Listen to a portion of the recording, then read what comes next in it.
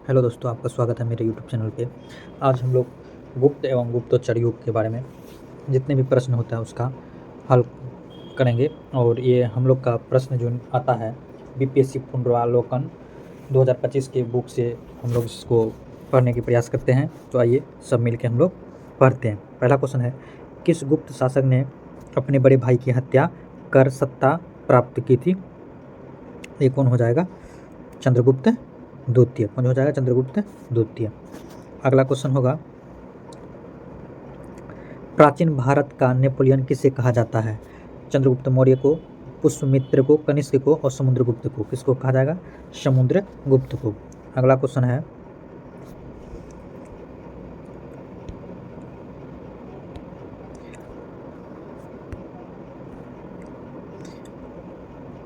गुप्त सम्राट जिसने हुन को पराजित किया था?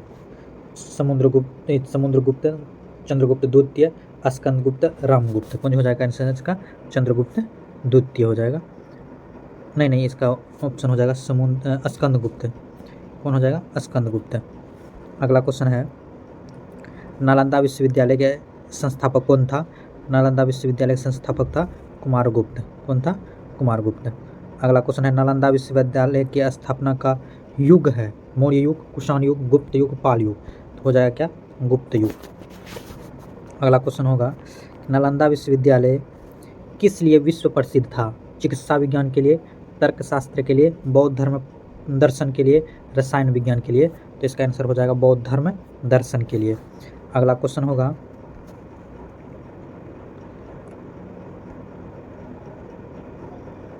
कि नव नालंदा महाविहार किसके लिए विख्यात है? वैनसोंग स्मारक के लिए, महावीर का जन्म स्थान के लिए, पाली अनुसंधान स्थान के लिए, संग्रहालय के लिए। तो इसका आंसर हो जाएगा कौन जी?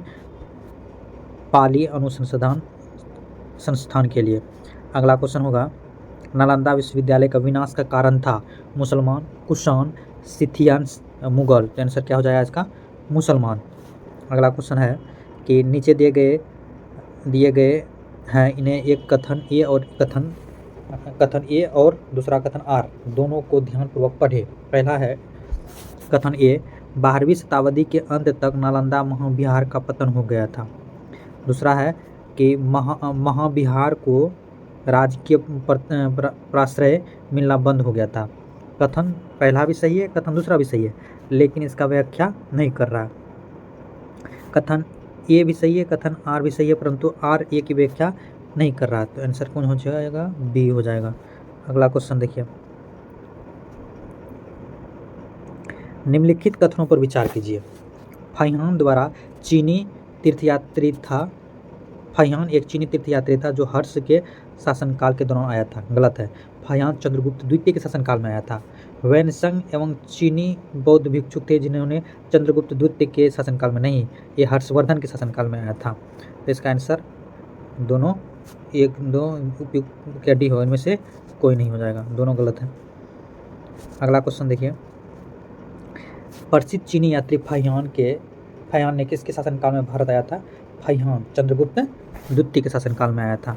अगला क्वेश्चन देखिए, चीनी यात्री सुंग युंग ने भारत की यात्रा की थी 515 से 520, 525 से 529, 545 से 552 और 592 से 597। उपयुक्त में से एक से अधिक या तो उपयुक्त में से कोई नहीं। तो इसका आंसर हो जाएगा उपयुक्त में से कोई नहीं, क्योंकि ये आया था 518 से। इसका विख्यात पद्धति 518 से 521 ईस्वी में भारत आया था, जो कि इनमें से कोई नहीं है। इसका आंसर हो जाएगा। अगला क्वेश्चन देखिए, चीनी यात्री इतिसंग ने बिहार का भ्रमण किया लगभग 405 ईस्वी में, 635 ईस्वी में, 637 में, इनमें से कोई नहीं। तो इसका आंसर को जाएगा इनमें से कोई नहीं। आइए विख्यात पढ़ते इसका। चीनी यात्री इतिसंग ने 671 से 695 ईस्वी में, जब वह युवक था, अपने 37 बौद्ध सहयोगियों के साथ बौद्ध धर्म के अवशेषों को देखने की इच्छा के पश्चात विश्व का भ्रमण करने का निश्चय किया। बाद में उसके साथियों ने उसका साथ छोड़ दिया। वह अकेले पोएटन नगर से जहाज में बैठकर भारत की यात्रा पर चल पड़ा और दक्षिण में समुद्र मार्ग से होकर भारत आया। सुमात्रा होते हुए चीन वापस लौट गए। नगरों का क्रमिक पतन किस काल की एक महत्वपूर्ण विशेषता थी? गुप्त काल की, प्रतिहार युग की, राष्ट्रकूट युग की और सातवाहन युग की। तो क्या हो जाएगा इसका? गुप्त काल। अगला क्वेश्चन होगा, निम्नलिखित में से कौन सा बंदरगाह गुप्त काल में उत्तर भारत व्यापार के लिए उपयोग किया जाता था? कल्याण, ताम्रलिप्ति या भरोच या कॉम्बे, या तो इनमें से कोई नहीं या तो उपयुक्त में एक से अधिक। तो क्या हो जाएगा इसका? उपयुक्त में से कोई नहीं या तो उपयुक्त में से एक से अधिक। तो इसका पढ़ेंगे। गुप्त काल में बंगाल के ताम्रलिप्ति एक प्रमुख बंदरगाह था, जहां से उत्तर भारत के साथ दक्षिण पूर्व एशिया, चीन, लंका, जावा, सुमात्रा आदि देशों के साथ व्यापार होता था। पश्चिमी भारत का प्रमुख बंदरगाह भृंगुच यानी भरूच था, जहां से पश्चिमी देशों के साथ समुद्री व्यापार होता था। जिसके अलावा कल्याण तथा कॉम्बे से भी उत्तर भारतीय व्यापार होता था। अगला क्वेश्चन है, किस शासक वंश ने मंदिरों एवं ब्राह्मणों को सबसे अधिक ग्राम अनुदान में दिया था? गुप्त वंश, पाल वंश, राष्ट्रकूट वंश, प्रतिहार वंश। इसका आंसर हो जाएगा क्या? गुप्त वंश। कौन हो जाएगा? गुप्त वंश। अगला क्वेश्चन होगा, कहता है गुप्त युग में भूमि राजस्व की दर क्या थी? उपज का चौथा भाग, उपज का छठा भाग, उपज का आठवां भाग, उपज का आधा भाग। तो उपज का कितना हो जाएगा? छठा भाग। अगला क्वेश्चन देखिए, कहते हैं धर्मशास्त्रों ने भू राजस्व की दर क्या है? तो 1/3, 1/4, 1/6, 1/8। तो क्या हो जाएगा आंसर इसका? 1/6। अगला क्वेश्चन, किस प्रकार की भूमि को अपरहत कहा जाता है? बिना जोती हुई जंगली भूमि को, सिंचाई भूमि को और घने जंगल वाली भूमि को, जोती हुई भूमि को। तो आंसर क्या हो जाएगा? बिना जोती हुई भूमि को। अगला क्वेश्चन होगा, गुप्त काल में शीशे के सिक्कों की एक बड़ी संख्या जारी की थी। सातवाहनों द्वारा, शकों द्वारा, कुषाणों द्वारा, मौर्य वंश द्वारा। तो इसका आंसर हो जाएगा सातवाहनों द्वारा। अगला क्वेश्चन देखिए, प्रसिद्ध इलाहाबाद प्रशस्ति का लेखक कौन था? तो कालिदास था। उसके बाद हरिसेन, कालिदास या हरिसेन या रवि कीर्ति या शूद्रक। तो इसका आंसर हो जाएगा बी। क्या है? हरिसेन। कौन आंसर हो जाएगा? हरिसेन। अगला क्वेश्चन देखिए,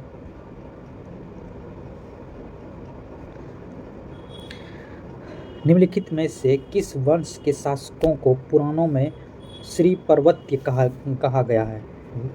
वकाटक या इक्ष्वाकु या शक या खारवेल। तो आंसर हो जाएगा कौन सी? इक्ष्वाकु। अगला क्वेश्चन देखिए, वर्धन राजवंश की स्थापना किसने की? पुष्पभूति ने, राज्यवर्धन ने, आदित्य वर्धन ने, प्रभाकर वर्धन ने। तो आंसर क्या हो जाएगा? पुष्पभूति ने। कहता कवि वान निवासी था? पाटलिपुत्र का, थानेश्वर का, भोजपुर का या उपयुक्त में से कोई नहीं। तो इसका आंसर हो जाएगा उपयुक्त में से कोई नहीं। इसके बारे में पढ़ेंगे। कहता है वान भट्ट का जन्म बिहार में सोन नदी के किनारे अवस्थित प्रतिकुट नामक गांव में हुआ था। इसके पिता का नाम चित्रभानु तथा माता का नाम राजदेवी था। अगला क्वेश्चन, हर्षवर्धन के शासनकाल में किस चीनी यात्री भारत की यात्रा किया था?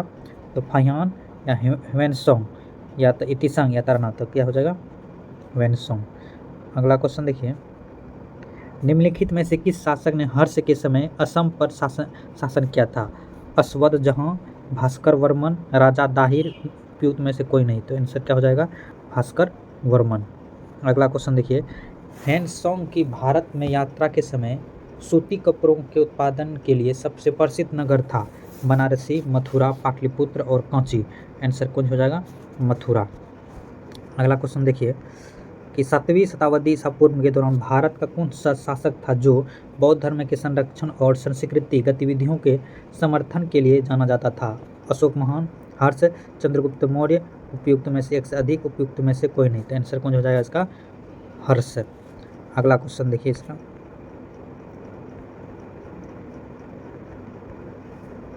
कि चीनी यात्री ह्वेनसोंग ने किस विश्वविद्यालय के अध्ययन किया था? तक्षशिला, विक्रमशिला, मगध और नालंदा। तो आंसर क्या था? विक्रमशिला। अगला क्वेश्चन देखिए, गुप्त वकाटक युग में तार्किक तर्क और बहस पर ध्यान केंद्रित करते हुए भारतीय दर्शन के किस महत्वपूर्ण स्कूल का विकास हुआ?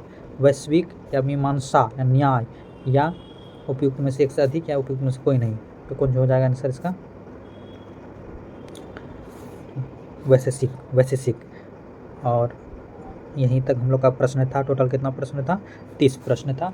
और हमारे YouTube चैनल को सब्सक्राइब कीजिए और नए पैटर्न के अनुसार हम लोग पढ़ने की कोशिश करते हैं। इसमें ऑप्शन इसलिए दिखा देते हैं ताकि हम लोग को डाउट ना हो और हम लोग अच्छा से पढ़ने की पूरा प्रयास करेंगे। धन्यवाद।